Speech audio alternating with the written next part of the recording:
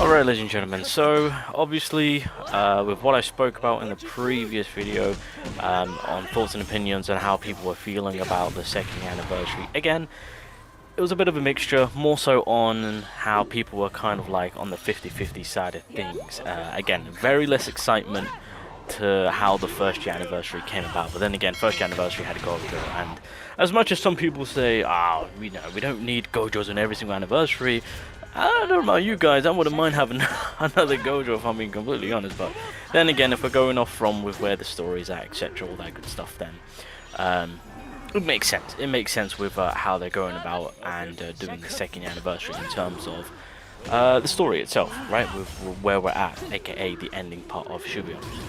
Now, as I've stated in the previous video that I recorded, is that they actually could have done the second anniversary in a much better way to how things are right now, to kind of, I mean, the thing about the Itadori and Todo, it's still good. I mean, I get it, Todo is again a lot more favored right now, purely because of what he's bringing to the table, and that again is giving a lot of people more options to kind of tackle, for example, floor 86 and whatnot, right? The more of the difficult content, a lot of people are looking at the Todo as their savior with the buffing that he's applying, so hence why a lot are in favor of Todo, of course. And then of course with Itadori, with his typing and just kind of the way he's being played out, you know, it's not as well, I mean, it's still hype, don't get me wrong, for the character, but again, the hype isn't anywhere near to how things were, like I said, if we're comparing it to the first year. But still, I expect him to be a decent character, or broken at the least, you know how anniversary characters are. But anyway, I digress. So, coming back to my original thought on how things are. Now, I made a mistake. First things foremost, I did make a mistake, and the mistake was that, obviously with the first year anniversary, in my mind, I was like, there's going to be three characters, and that is still the case. It's just, we're now looking into four, because technically speaking, the Sukuna that we got last year, I wouldn't say he's, I mean, he still kind of falls during the anniversary time, but I would say it's more so pushing towards the New Year's side of things, right?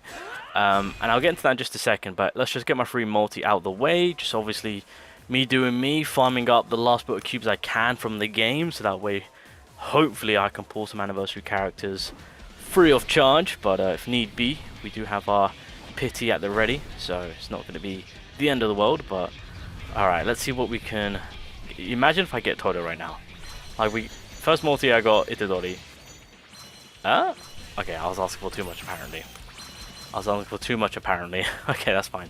Alright, so just kind of wanted to get that out of the way. Anyway, coming back to my point in question. So, decided to go back the timeline, and of course, again, as per usual, we started things off with Itadori, go figure, and then Gojo. Now, of course, they do have the symbol in terms of the part 1 and the part 2 to confirm that they are anniversary, part 1 and part 2, essentially, of course.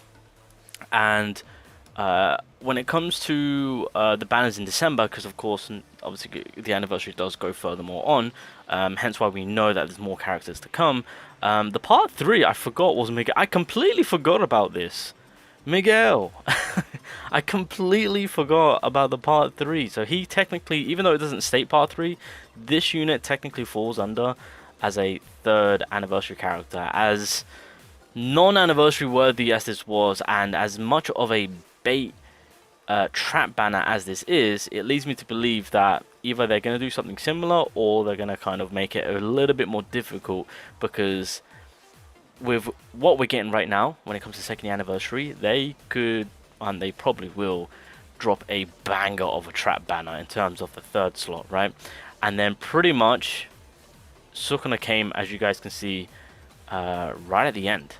This man released right at the end, so hence why I say he's more so on the New Year's side of it.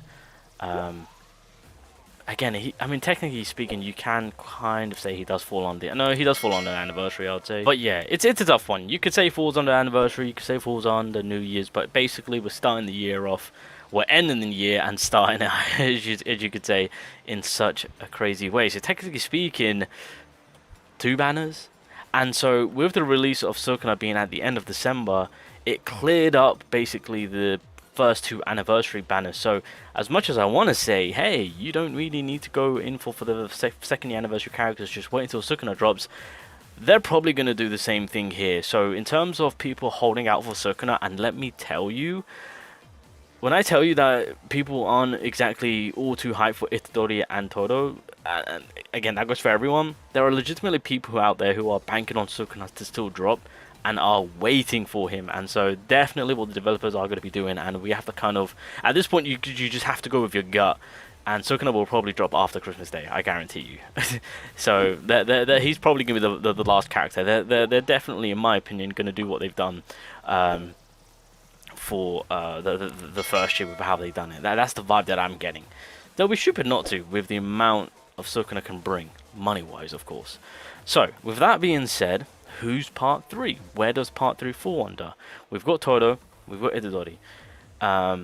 Part 3, here's the trailer. I'll let it play out, but a lot of people picked up on it, hence why we've got a good idea on, you know, what part 3 is, of course. And again, it's so much more easier to kind of decipher because of the timeline of what we're going with. And so, I mean, they could, if they wanted to, kind of do some random, you know, just coming in out of nowhere from the left side, but in reality, I think it's time, and it is long overdue for a certain someone to get the respect that they deserve. Already being a phenomenal free-to-play character, I feel like, I mean, look, if Todo's getting his name, get some respect on his name, then I think it's time for my boy Mahito. But yeah, right here, a lot of people kind of saw that and said, yeah, that's a dead giveaway of getting a first ever summonable Mahito. And it makes sense.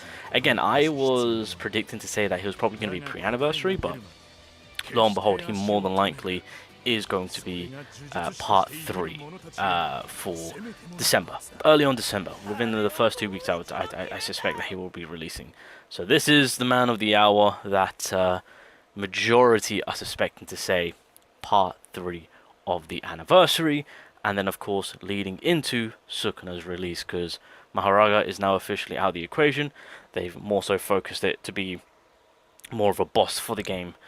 Maybe eventually at some day we'll probably get a version of that as a playable character, but for the anniversary, I think it's set in stone with the direction that they're going with, and the characters that they're going to be choosing from, especially with with what has been shown here. Was it a missed opportunity on how they could have done things a little bit more differently to bring a lot more hype to the game? Yes. And what I mean by that is they could have easily done Todo. Well, I say easily, but I think it would have been, I don't know about you guys, a nice addition and introduction for 2-in-1 characters, aka, and I think this is the best way to start it, would have been Todo and Itadori as a singular character.